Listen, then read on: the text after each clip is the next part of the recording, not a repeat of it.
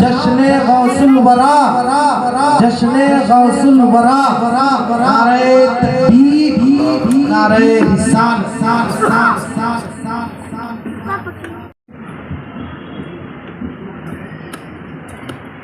السلام علیکم ورحمۃ اللہ وبرکاتہ۔ وعلیکم السلام ورحمۃ اللہ۔ نحمده ونصلي ونسلم على رسوله الكريم الحمد لله الحمد لله رب العالمين والعاقبة للمتقين والصلاة والسلام على رسوله النبي الكريم أما بعد فأعوذ بالله من الشيطان الرجيم بسم الله الرحمن الرحيم ألا إن أولياء الله لا خوف عليهم ولا هم يحزنون الذين آمنوا وكانوا يتقون قال رسول الله صلى الله تعالى عليه وسلم لا يزال عبدي يتقرب إلي بالنوافل حتى أحبه إلى آخر الحديث صدق الله العظيم وصدق رسوله النبي الأمين الكريم ونحن على ذلك لمن الشاهدين والشاكرين والحمد لله رب العالمين۔ درود پاک پڑھنے اللہم صلی علی سیدنا مولانا محمد وعلی آلہ وصحبہ صلی اللہ علیہ وسلم صلی اللہ علیہ واہ کیا مرتبہ غوث ہے بالا تیرا، اونچے اونچوں کے سروں سے ہے قدم اعلیٰ تیرا، سر بھلا کیا کوئی جانے کہ ہے کیسا تیرا، اولیاء ملتے ہیں آنکھیں وہ ہے تلوا تیرا، کیا دبے جس پہ حمایت کا ہو پنجا تیرا، شیر کو خطرے بے لاتا نہیں جھکتا تیرا، سبحان اللہ۔ اور تیری سرکار میں لاتا ہے رضا اس کو شفیع، جو میرا غوث ہے اور لاڈلا بیٹا تیرا۔ ایک مرتبہ اور درود پاک پڑھنے اللہم صلی اللہ سیدنا حبنا محمد صلی اللہ علیہ وسلم۔ الصلاۃ والسلام علیک یا سیدی یا رسول اللہ۔ دوستان گرامی، بے پناہ مبارکباد کے قابل ہیں آپ حضرات کہ جنہوں نے آج اس بزم محبت کا انعقاد کیا ہے۔ یقین مانیں جب میں یہاں تک آیا تھا تو مجھے میرے وہم و گمان میں بھی نہیں تھا کہ یہ جلسہ باہر ہو رہا ہے۔ میں جب دیکھا تو آپ کی ہمت، آپ کی جرأت کو سلام کہ لاک ڈاؤن کے بعد میں سمجھتا ہوں بہت زمانے کے بعد یہ پہلا جلسہ آپ تقریباً 2-2.5-3 سال کہہ لیا جائے تو ہوگا کہ آپ نے یہ جلسے کا انعقاد کیا ہے، اور جلسے میں بیٹھنے والے لوگ جو موجود ہیں یہاں، یہ جتنی بڑی جماعت ہے اس میں سے ایک ایک کو کم سے کم 8-8, 10-10, 20-20 سے ملٹیپل کیا جا سکتا ہے۔ ایک پڑھا لکھا طبقہ، سنجیدہ طبقہ یہاں پر موجود ہے جو عام جلسوں میں نہیں ہوتا، جو سچائی ہے۔ اور آپ لوگوں کے وقت کا خیال بھی ہمیں پورا کرنا ہے، اور مقصد بھی وہی ہے کہ تھوڑی بات سنی جائے لیکن ذہن نشیں ہو۔ وقت ہمارے پاس بہت کم ہے، 10:12 ہیں۔ اگر میں 30 سے 40 منٹ کا وقت 30 سے 40 تک بھی پہنچاؤں تو 18-10-28 منٹ کا ہمارا وقفہ ہو سکتا ہے۔ تو انشاءاللہ العزیز بس یہی 15-20 سے 25 منٹ کی گفتگو میں چھوٹی سی آپ تک پہنچانے کی کوشش کروں گا۔ تھوڑی دیر تشریف رکھیں، اس میں بڑی خوش قسمتی کی بات ہے کہ وقت گزر جاتا ہے لیکن اس سے بہتر کوئی وقت نہیں ہوتا ہے کہ جو اللہ و رسول کے تذکرے میں گزر جائے۔ اللہ رب العالمین، میں بیٹھا غور کر رہا تھا تو ایک آیت کریمہ میری ذہن میں آئی، وَذَكِّرْ فَإِنَّ الذِّكْرَى تَنفَعُ الْمُؤْمِنِينَ، اور تم سمجھاؤ، تم بتاؤ، لوگوں کو بتاؤ، لوگوں کو بتانا تمہارا فائدہ دیتا ہے۔ سنیں تو یہ بڑا حسین موقع ہے کہ ہم اور آپ یہاں اکٹھا ہوئے ہیں، جمع ہوئے ہیں۔ میں بڑی تیزی کے ساتھ غوث پاک رحمۃ اللہ علیہ کے سیرت کو بس چھونے کی کوشش کروں گا، اس لیے کہ اندر جانے یا اور بھی گہرائی میں جا کر کے گفتگو کرنے کا وقت بالکل نہیں ہے میرے پاس۔ بلا تمہید میں آگے بڑھنے کی کوشش کروں گا۔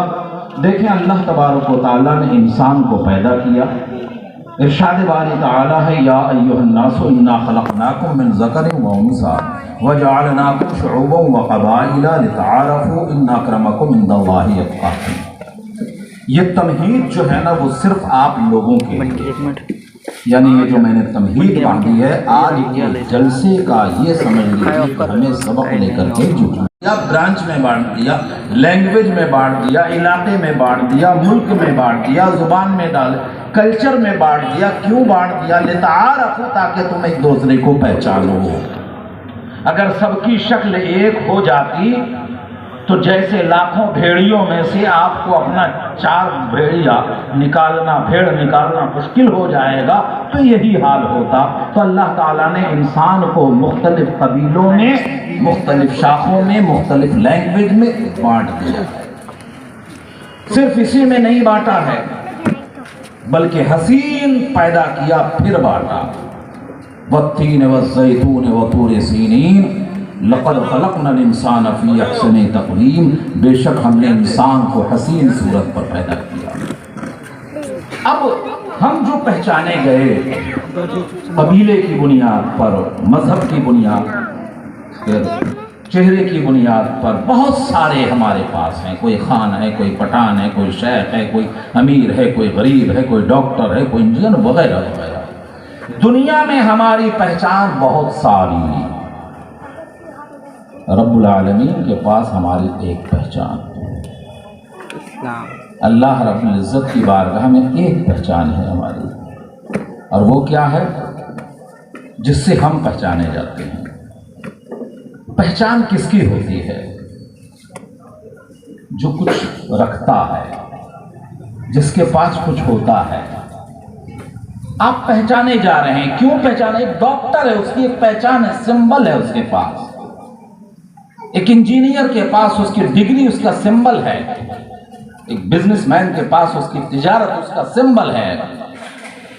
اور جو سمبل والا ہوتا ہے تو بہرکیف وہ ایک اپنی پہچان کو رکھتا ہے، اپنی مان رکھتا ہے، مریادہ رکھتا ہے، عزت رکھتا ہے، سمان رکھتا ہے۔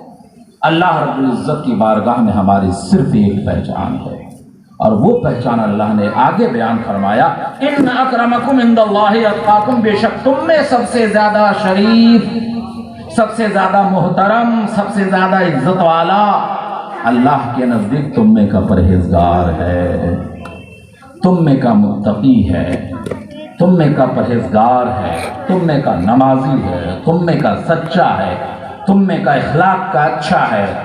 غرض کہ تمہارے اندر جتنی تقوی و پرہیزگاری ہوگی، اللہ تبارک و تعالیٰ کی بارگاہ میں تمہاری عزت میں اتنا ہی اضافہ ہوگا۔ اور اللہ رب العزت نے یہ جو ہمیں پہچان عطا کی ہے کہ میرے بندے تم اس پہچان کے طور پر میرے پاس آؤ، تم اس پہچان کے طور پر میرے پاس آؤ۔ رہا سوال تمہاری پریشانیوں کا، رہا سوال تمہاری دقتوں کا، کوئی بھی مسئلہ کیوں نہ ہو، چاہے وہ گھر کا مسئلہ ہو، بزنس کا مسئلہ ہو، صرف کا مسئلہ ہو، کوئی بھی مسئلہ ہو، کوئی نہ ہو، ارے دنیا کا کوئی بھی مسئلہ تمہارا کیوں نہ ہو، صرف تم ایک پہچان لے کر کے میرے پاس آ جاؤ، صرف تم اپنی ایک پہچان مجھے میرے پاس بنا لو، اور وہ پہچان صرف تقوی و پرہیزگاری کا بنا لو نا۔ تمہارا کام صرف اتنا ہے کہ تم متقی بن جاؤ، باقی تمہارا کام کیا ہونا ہے، کیسے آگے بڑھنا ہے، دنیا میں کیسے کامیابی ہوگی، آخرت میں تمہاری کامیابی کیا ہوگی، جتنے بھی مسائل ہیں ان سب مسائل کو تم قطع نظر ہو کر کے صرف اپنی ایک پہچان بنا کر کے میرے پاس آ جاؤ کہ صرف متقی ہو جاؤ، پرہیزگار ہو جاؤ۔ تمہاری ذمہ داری صرف متقی ہونا ہے، باقی معاملہ سارا میرا ہے۔ وَمَن يَتَّقِ اللَّهَ يَجْعَلْ لَهُ مَخْرَجًا، اور جو اللہ سے ڈرے یعنی تقوی اختیار کرے، متقی رہے، پرہیزگار بن جائے، يَجْعَلْ لَهُ مَخْرَجًا، اللہ تعالیٰ اس کے لیے راستے نکال دیتا ہے، اللہ تعالیٰ اس کے لیے اسباب فراہم کر دیتا ہے۔ مریض ہے، مرض جانے کا سبب پیدا ہو جاتا ہے، دوائی لے رہا ہے، اللہ تبارک و تعالیٰ شفا عطا فرما دے رہا ہے۔ بزنس ہے، بدنظری کا شکار ہے، بزنس میں قرض کا شکار ہے، اللہ تبارک و تعالیٰ غیب سے اس کی مدد کر دیتا ہے۔ تمہارا بھائی پڑھ رہا ہے، اللہ تبارک و تعالیٰ اس کی کامیابی کی راہ عطا فرما رہا ہے۔ یعنی وَمَن يَتَّقِ اللَّهَ يَجْعَل لَّهُ مَخْرَجًا، اتنا عظیم نسخہ دنیا کا کہیں کوئی آدمی آپ کو نہیں دے سکتا ہے جو آپ کا پروردگار عالم نے آپ کو دیا ہے۔ صرف تم ایک چیز لے کر کے آؤ نا، صرف تمہیں ایک کام کرنا ہے، اس ایک کام کے بعد تمہیں دنیا کی کسی چیز کی فکر نہیں کرنی ہے۔ تم صرف ایک چیز لے کر کے آؤ، صرف متقی بن جاؤ، پرہیزگار بن جاؤ، سچے بن جاؤ، دیندار بن جاؤ، امانت دار بن جاؤ، ایمان والے بن جاؤ۔ یہ تم بن کر کے تم سامنے آ جاؤ، یجعل لہ مخرجا، اس کے لیے راستے نکال دے گا۔ اور صرف یہی نہیں، وَيَرْزُقْهُ مِنْ حَيْثُ لَا يَحْتَسِبُ، ارے تم کو اللہ تبارک و تعالیٰ وہاں سے رزق عطا فرمائے گا کہ جہاں تمہارا گمان بھی نہیں ہوگا، تمہیں وہاں سے عزت دے گا جہاں تمہاری فکر بھی نہیں تھی، ارے تمہارے بچے کا رشتہ وہاں سے لگ جائے گا جہاں تم سوچ بھی نہیں سکتے ہو، تمہارے بچے کی نوکری وہاں لگ جائے گی جہاں تمہاری فکر بھی نہیں جا سکتی ہے۔ غرض کہ تمہیں ایسی رزق عطا فرمائے گا، رزق میں تمام تر نعمتیں ہیں۔ وَيَرْزُقْهُ مِنْ حَيْثُ لَا يَحْتَسِبُ، اللہ تبارک و تعالیٰ تمہیں وہاں سے رزق عطا فرمائے گا جہاں سے تمہارا وہم و گمان ہے۔ درود پاک پڑھیں، اللہم صلی علی سیدنا مولانا محمد وعلی آلہ واصحابہ وبارک وسلم، صلاۃ و سلام علیک یا رسول اللہ۔ میں نے جو ٹائم بتایا ہے انشاءاللہ تعالیٰ اس کا پورا خیال رکھنا ہے۔ تو اللہ تبارک و تعالیٰ نے تقوی و پرہیزگاری کی۔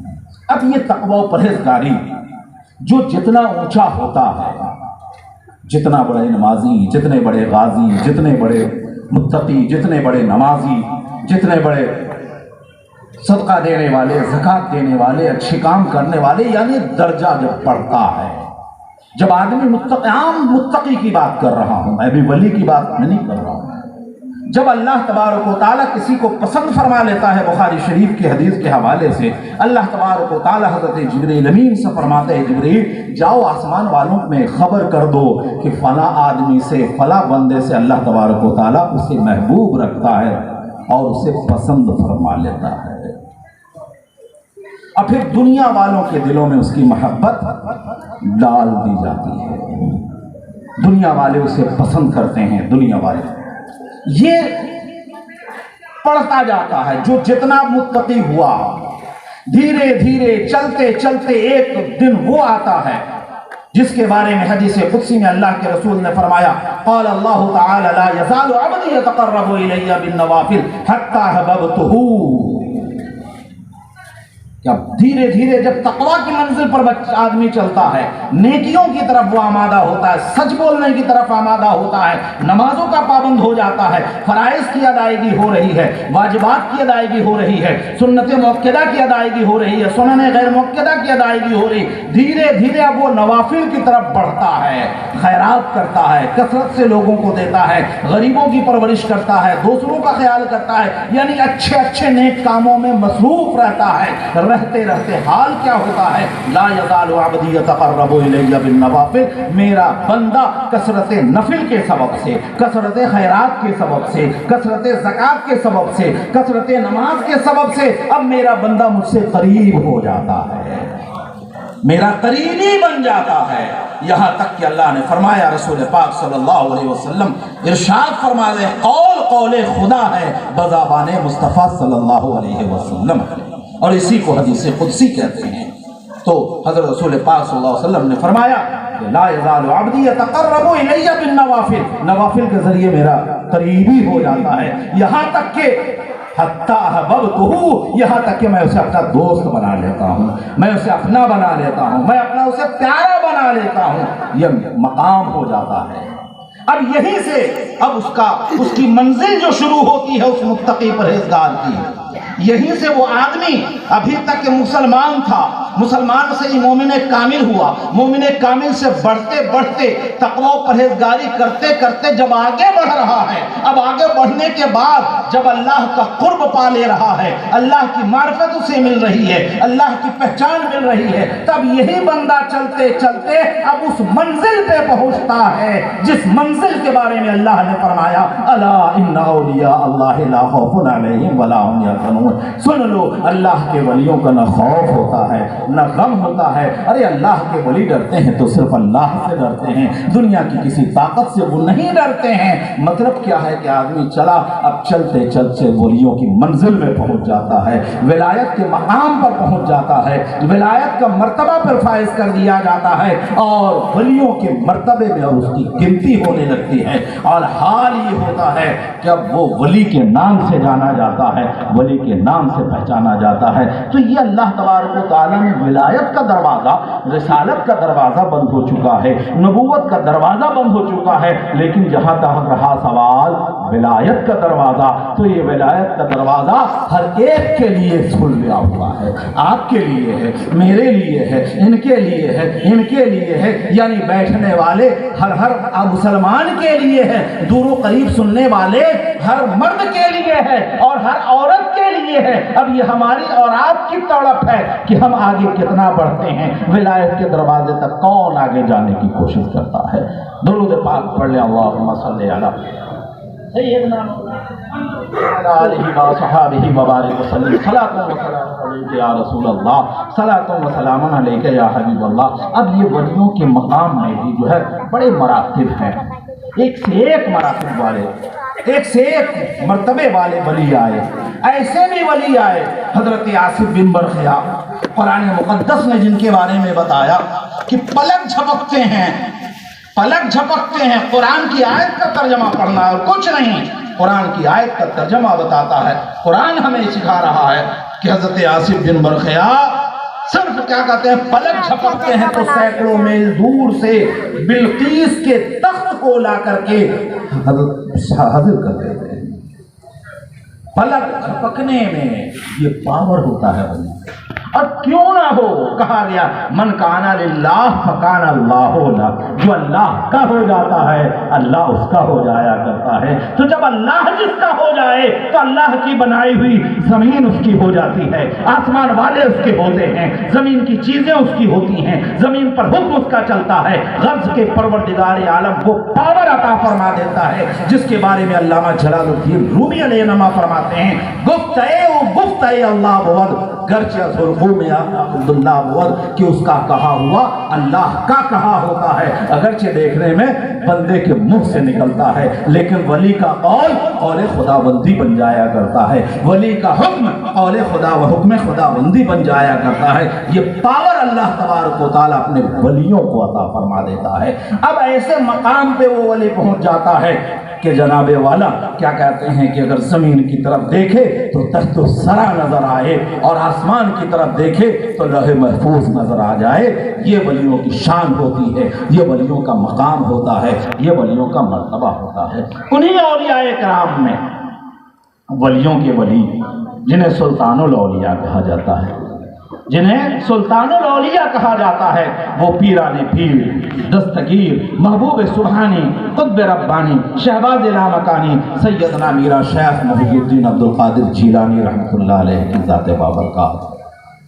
اللہ تبارک و تعالیٰ نے وہ مقام عطا فرمایا ان کے نبی کے طفیل میں، ہمارے نبی کے طفیل میں، کہ جس طرح پروردگار عالم نے اپنے محبوب نبی کو نبیوں کا سردار بنایا، خاتم النبیین بنایا، سید المرسلین بنایا، سید الانبیاء بنایا، اسی طرح پروردگار عالم نے نبی کے طفیل شیخ عبدالقادر جیلانی رضی اللہ تعالیٰ عنہ کو ولیوں کا سردار بنایا ہے، ولیوں کا سردار بنایا ہے، اولیاء سلطان ولیوں کا سلطان بنایا ہے۔ آپ یہ سمجھ لیں کہ ولایت اگر تقسیم ہوتی ہے، ولایت کا منبع جا کر کے جو جڑ ملتا ہے، خزانہ جہاں سے بڑھتا ہے، وہ حضرت مولا علی مشکل کشا رضی اللہ تعالیٰ عنہ کی ذات ہے، اور وہاں سے جب عرضی چلتی ہے تو جب تک حضرت غوث پاک کے آگے نہ جائے، بغیر غوث پاک کی چاہت کے کوئی ولی ہو ہی نہیں سکتا۔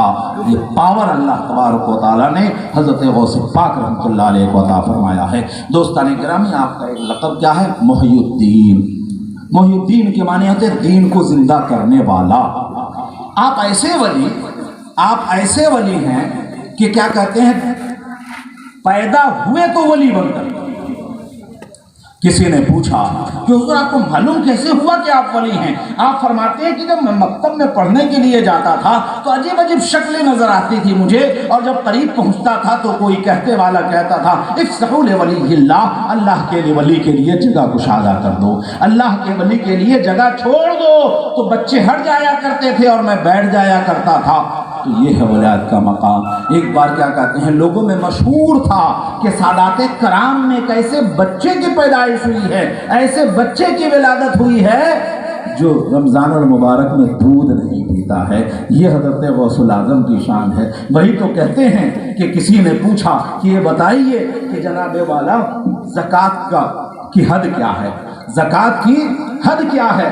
तो लोगों ने बताया, मौलाना ने बताया, फ़कीह ने बताया कि ज़कात की हद ये है कि 100 रुपये में 2.5 रुपये, 100 रुपये में 2.5 रुपये। और यही ज़कात का मसला जब हज़रत अबू बकर सिद्दीक़ अकबर रज़ियल्लाहु ताला अन्हु से पूछा गया कि हुजूर ज़कात आप कैसे अदा करते हैं, कैसे देते हैं आप? हज़रत अबू बकर सिद्दीक़ फरमाते हैं मेरी तरफ से समझने में ज़कात को ऐसे समझ सकते हो कि सब कुछ अल्लाह की राह में दे दिया जाए, यही है। तो जो जितने मर्तबे का हामिल हुआ करता है उसका मकाम मर्तबा ही उतना हुआ करता है। हम रमज़ान में ढूंढ लें कि जनाबे वाला अगर डॉक्टर ने कह दिया कि रोज़ा न रखो तो हम मुतमईन हो जाते हैं, डॉक्टर ने मना कर दिया। और जनाबे वाला हज़रत गौसे पाक रहमतुल्लाह अलैह की ज़ात ऐसी है कि रोज़ा फ़र्ज भी नहीं है, शिरखारगी के आलम में हैं, दूध पीते बच्चे हैं, लेकिन रमज़ान के रोज़ों की इतनी फ़िक्र है, शरीयत के हुक्म की इतनी फ़िक्र है कि बता रहे हैं कि देखो दुनिया वालों, मैं तो शिरखारगी में भी अल्लाह के हुक्म को मान रहा हूँ, तो मैं तो शिरखारगी के हुक्म में भी अल्लाह को हुक्म, शिरखारगी में भी अल्लाह के हुक्म मान रहा हूँ। तुम कैसे अल्लाह के बंदे हो कि बालिग होने के बाद तुम रोज़ा छोड़ने का तसव्वुर करते हो, बालिग होने के बाद नमाजें छोड़ने का तसव्वुर करते हो? हज़रत गौसे पाक रहमतुल्लाह अलैह की पूरी ज़िंदगी जो है हमारे लिए हर तरफ सिर्फ सबक ही सबक मिलेगा और हर तरफ जो है हमारे लिए इबरत ही इबरत है। दोस्तान गिरामी, एक दिन आप खुद फरमाते हैं मैं मस्जिद की तरफ जा रहा था, एक कमजोर आदमी को मैंने देखा, मैंने हाथ लगाया, उठाने की कोशिश की, तरो तवाना होकर के उड़ गया। लोग फिर उसने कहा कि ए अब्दुल कादिर जिलानी, मैं कोई इंसान नहीं हूँ, बशक्ल इंसानी जो है मैं आपके नाना जान का दीन हूँ। मौजूदा वक्त में लोगों ने इतना कमज़ोर कर दिया था कि मेरे अंदर उठने की सलाहियत नहीं थी। अल्लाह का शुक्र है कि आपकी वजह से आपके नाना जान का दीन जो है दोबारा ताकतवर हो गया, दोबारा जो है पुख्ता हो गया है। यही वजह है कि आपका लक़ब क्या है? मुही के माने जिंदा करने वाला, यानी फिर से तक़वियत देने वाला, नई जिंदगी देने वाला, और दीन के माने दीन को जिंदा करने वाला। ये हज़रत गौसे पाक अलैहि रहमतुल रहमान की शान है। एक बार क्या कहते हैं, चले जा रहे हैं, कहीं अरफा का दिन था, कुछ आगे बढ़ते चले जा रहे हैं, इत्तेफाक से घर की पली हुई जो उनकी गाय थी, जो वालदा ने रखा है, उसने बज़बाने इंसान गोया उसने कहा मा लिहाज़ा खुलिक़ता व मा लिहाज़ा बिउमिरता। ए अब्दुल कादिर, ना आपको इसलिए पैदा किया गया है कि आप यूं ही चलो, खेत में जाओ या और कहीं जाओ, और ना आपको इस बात का हुक्म दिया गया है। वालदा के पास आकर के बताया, वालदा खुद वलिया थी, वलिया कामिला थी, वो समझ गई हैं कि अब बेटा जो है अल्लाह की राह में गोया चलने की तैयार है। हज़रत गौसे पाक रहमतुल्लाह अलैह फरमाते हैं कि मैं इल्म सीखने के लिए बगदाद जाना चाहूँगा, मैं इल्म सीखने के लिए बगदाद जाना चाहूँगा। अल्लाह के उस प्यारे बंदे को जब दिल में ये आता है, माने उनके जिस्म में और कपड़े में जो है सदरी कह लीजिए, अचकन कह लीजिए, 40 अशरफियों को सी दिया था। जाते वक्त एक बात कही थी, और कभी कभी ना बड़े बुजुर्गों की कही हुई बातें जो है ना बड़ी याद आती है। एक बार दरमियान में कभी कभी मैं तालीम के सिलसिले में, शायद आपको लोगों को भी ना मालूम हो, मतलब मध्य प्रदेश में जब गया था, और उसके बाद क्या कहते हैं, इससे टर्न करके जाने की कोशिश कर रहा था कि नहीं अब बिजनेस ही करूँगा, दुकान करूँगा, जो भी करूँगा, वहाँ हालात अच्छे हैं। तो मुझे याद है आज भी अब्बा की वो बातें गूंजती हैं। अब्बा ने एक जुमला कहा था, ठीक है बेटा जाओ, जो करना है करो, लेकिन जो भी करना तो सच्चाई के साथ करना, जो भी करना ईमानदारी के साथ करना। तो कभी कभी कुछ बातें जो होती हैं बड़ी अहम होती हैं, जो ज़िंदगी भर आदमी को याद भी रहती है और आगे की ज़िंदगी में राहें हमवार भी करती हैं। اس لیے ہمیشہ آپ لوگوں کو چاہیے کہ اپنے بچوں کو، اپنے طالب علموں کو، اپنی بچیوں کو ہمیشہ اپنی نیک نصیحتیں وقت پر جو ہے دیا کریں، اور تاکہ ان کے ذہن میں ہمیشہ رہا کرے۔ تو دوستان گرامی، ماں نے کہا بیٹا کبھی جھوٹ کے قریب نہ جانا۔ کہا ٹھیک ہے اماں۔ دوستان گرامی، معلوم ہے واقعہ، مقصد بتانا نہیں ہے۔ حضرت غوث پاک رحمۃ اللہ علیہ کے اس پر حملہ ہوتا ہے، مال لوٹ لیا جاتا ہے۔ کوئی آدمی جاتے ہوئے پوچھتا بچہ تیرے پاس بھی کچھ ہے کیا؟ تو اس نے حضرت غوث پاک نے کہا میرے پاس ہے 40 دینار ہیں یا 40 اشرفی۔ مذاق میں سمجھا لگتا ہے بچہ بیوقوف بنا رہا، کھجلایا ہوا آدمی چلا جاتا ہے۔ ایک آیا، دوسرا آیا، سردار آتا ہے، کہا کہ 40 اشرفی ہاں ہے میرے پاس۔ بولے بیٹا کہاں ہے تمہارے پاس؟ تو کہا یہاں میرے کپڑے میں سلے ہوئے ہیں۔ کپڑا چیر کر کے دیکھا جاتا ہے تو پوری اشرفی نکل جاتی ہے۔ اب وہ حیرت، بولے لوگ تو اپنا مال چھپاتے ہیں، تو کیسا ہے کہ تو اپنے مال کو ظاہر کر؟ ہمیں تو خبر بھی نہ ہوتی تیرا مال بچ جاتا۔ کیا تجھے ڈر نہیں تھا؟ تو تیرا مال نہیں رہے گا، چلا جائے گا۔ تجھے چاہیے تھا کہ تو اپنا مال کو بچا لیتا۔ کہا کیوں بچا لیتا؟ میری ماں نے کہا تھا کہ خبردار، مسئلہ کچھ بھی ہو، ٹیڑھا کچھ بھی ہو، مشکل کتنی بھی آئے، خبردار خبردار کبھی جھوٹ نہ بولنا بیٹا، جھوٹ کے قریب نہ جانا۔ دوستان گرامی، آج ہم نے جھوٹ کو تو اپنا ایک عام شیوا بنا لیا ہے۔ اگر قرضدار بھی کو فون آ رہا ہے یا کیا کہتے ہیں دروازے پہ اگر ٹھک ٹھکا دے اور کیا کہتے ہیں تو ہم سکھاتے ہیں بول دو ابا گھر پہ نہیں ہے۔ یا اللہ، خود تو جھوٹے ہو رہے ہیں، اپنے بچے کو بھی ہم جھوٹ کی تعلیم دے رہے ہیں، اپنے بچے کو بھی جھوٹا بنا دے رہے ہیں، جھوٹ کی تعلیم سکھا رہے ہیں اور بول رہے ہیں کہ بیٹا بول دو گھر پہ نہیں ہے۔ اللہ نے ارشاد فرمایا لعنت اللہ علی الکاذبین، اللہ کی لعنت ہوا کرتی ہے جھوٹوں پر۔ لہذا خبردار خبردار، غوث اعظم کے ماننے والے ہیں تو وہی سچائی کا راستہ اختیار کرنا پڑے گا جو ہمارے غوث پاک نے کیا تھا۔ 4 منٹ ہمارے پاس ہے۔ دوستان گرامی، حضرت غوث پاک علیہ رحمۃ و رضوان کی جو تعلیم حاصل کرتے ہیں وغیرہ وغیرہ بہت سن، لیکن آپ نے تو اتنا جانتے ہیں کہ غوث پاک نے کیا کہتے ہیں نظر ڈالی ہے تو کیا کہتے ہیں مردے جو ہے ذبح کیا ہوا مرغا کیا کہتے ہیں واقعی زندہ ہو گیا، یقینی زندہ ہو گیا۔ حضرت غوث پاک نے نگاہ ڈالی تو کیا کہتے ہیں کہ جو مردہ تھا وہ زندہ ہو گیا ہے۔ حضرت غوث پاک نے نگاہ ڈالی، جو چور آیا تھا وہ ولی بن گیا۔ حضرت غوث پاک نے نگاہ ڈالی، جس نے جو چاہا وہ پا لیا۔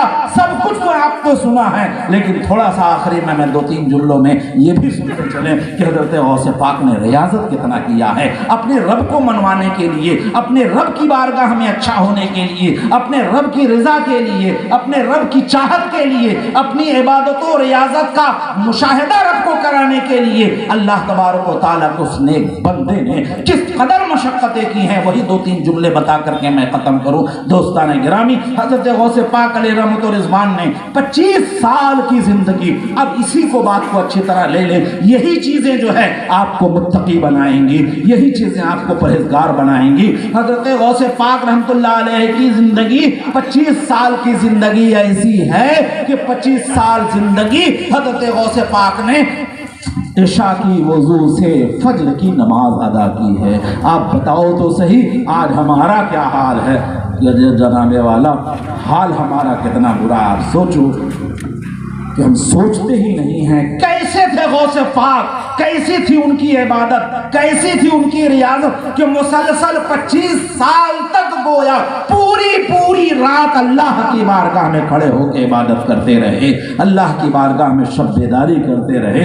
یہ ہے غوث پاک کی عبادت، یہ ہے غوث پاک کی ریاضت۔ اس میں سے 15 سال میں بتاؤں آپ کو، 15 سالہ زندگی ایسی ہے غوث پاک کی کہ عشاء کی نماز پڑھنے کے بعد، فرض پڑھنے کے بعد، واجب پڑھنے کے بعد، سنن مؤکدہ و غیر مؤکدہ پڑھنے کے بعد، نوافل پڑھنے کے بعد، اس کے بعد آپ کھڑے ہو جاتے، نیند نہ آئے، جھٹکا نہ لگے، نیند کا غلبہ نہ ہو، ایسی صورت میں آپ کیا کہتے ہیں کبھی ایک پیر کو اٹھا لیتے اور ایک پیر پر کھڑے ہو کر کے 15 سال تک متواتر آپ نے عشاء سے لے کے فجر تک جو ہے قرآن کریم کی تلاوت کرتے رہے، قرآن پاک ختم کرتے رہے۔ آپ اندازہ فرماؤ کہ آج ہم غوث پاک کو جو یاد کرتے ہیں، غوث پاک کی زندگی کیسی ہے، ان کا تقوی کیسا ہے، ان کی پرہیز پرہیزگاری کیسی ہے؟ حال یہ ہے فرماتے 25 سال تو میں ایسا جنگل میں رہا کہ مجھے کوئی پہچانتا نہیں تھا، بہت سارے لوگ تو مجھے دیوانہ کہہ دیا کرتے تھے، لیکن مقصد ایک تھا، اللہ کی راہ میں مجاہدہ، اللہ کی راہ میں ریاضت کرنا، یہی حضرت غوث پاک کا مقصد تھا۔ اور اس مقصد کے آگے اتنا بڑھے کہ دنیا کی تاریخ جو ہے نبیوں کے بعد جو ہے کسی بھی انسان کی ایسی عبادت، ایسی ریاضت، ایسے مجاہدے کی جو ہے تاریخ نہیں پیش کر سکتا ہے، تاریخ نہیں بتا سکتا ہے۔ یہ حضرت غوث پاک کی شان ہے جو علم کے مقام میں ایسے کہ نبیوں کے بعد اللہ تبارک و تعالیٰ نے ان کے زمانے کے جتنے بھی علماء غوث پاک کے رہے، کسی کی ہمت نہیں تھی کہ غوث پاک کے علم کا کوئی مقابلہ کر سکے، غوث پاک کے تقوی کا کوئی مقابلہ کر سکے۔ بہرکیف جیسا ہمارا غوث مصطفی ہے، آج انہی کے نام کے تحت ہمیں بھی ضرورت ہے کہ ہم اپنے معبود کو خوش کرنے کی کوشش کریں۔ وردوان من اللہ اکبر، اور اللہ کی چھوٹی سی خوشنودی بھی ہمارے لیے بہت بڑی چیز ہے۔ ہماری کوشش ہو کہ صرف اللہ کو راضی کریں، اور یہی جو ہے ہمارا اور آپ کا شیوا ہونا چاہیے۔ آج اس جلسے میں یہاں بیٹھے ہوئے یہ عہد کریں کہ پروردگار عالم تیری بارگاہ میں اگر کوئی پسندیدہ ہوتا ہے تو وہ متقی ہوتا ہے، پرہیزگار ہوتا ہے، اور یہی تقوی و طہارت کی بلندی اسے ولی بنا دیتا ہے، ولیوں کے مقام تک پہنچا دیتا ہے۔ پروردگار عالم ہم تیری بارگاہ میں اپنے گناہوں سے توبہ کرتے ہیں، دل سے پڑھتے ہیں استغفر اللہ ربی من کل ذنب واتوب الیہ، استغفر اللہ ربی من کل ذنب واتوب الیہ، استغفر اللہ ربی من کل ذنب واتوب الیہ، لا الہ الا اللہ محمد رسول اللہ۔ اے اللہ ہم سب کے گناہوں کے معاف فرما، توبہ قبول فرما، اور متقی و پرہیزگار بن کر زندگی گزارنے کی توفیق رفیق عطا فرما۔ وآخر دعوانا الحمد للہ رب العالمین، استغفر اللہ ربی من کل ذنب واتوب الیہ۔